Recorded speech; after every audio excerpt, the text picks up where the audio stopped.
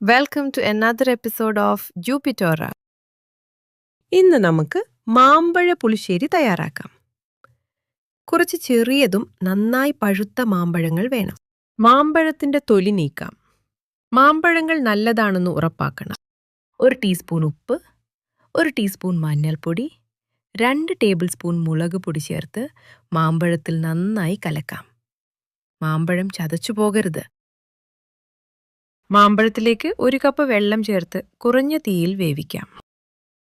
10 ചെറിയ ഉള്ളി, 6 അല്ലെങ്കിൽ 7 ചെറിയ മുളക്, 1 കപ്പ് തേങ്ങ ചിരണ്ടിയത്, 1/4 ടീസ്പൂൺ ജീരകം ഇവയെല്ലാം അരച്ച് മാമ്പഴത്തിലേക്ക് ചേർക്കാം. മാമ്പഴവും ഈ കൂട്ടുകളും തിളയ്ക്കുമ്പോൾ 1 കപ്പ് തൈര് ചേർക്കാം. ശേഷം തീ ഓഫ് ചെയ്ത് പാത്രം അടുപ്പിൽ നിന്ന് മാറ്റാം. ഒരു പാനിൽ 2 ടേബിൾ സ്പൂൺ വെളിച്ചെണ്ണ ഒഴിച്ച് കടുക് പൊട്ടിച്ച് ഉള്ളിയും കറിവേപ്പിലയും ചേർത്ത് ഇത് പുളിശ്ശേരിയിലേക്ക് ഒഴിക്കാം. വളരെ രുചിയുള്ള മാമ്പഴ പുളിശ്ശേരി തയ്യാർ. ഈ രുചിയുള്ള പുളിശ്ശേരി ആസ്വദിക്കുക. Thank you for watching. Subscribe ചെയ്യാനും ലൈക്ക് ചെയ്യാനും കമൻറ്റ് ചെയ്യാനും മറക്കരുത് കേട്ടോ.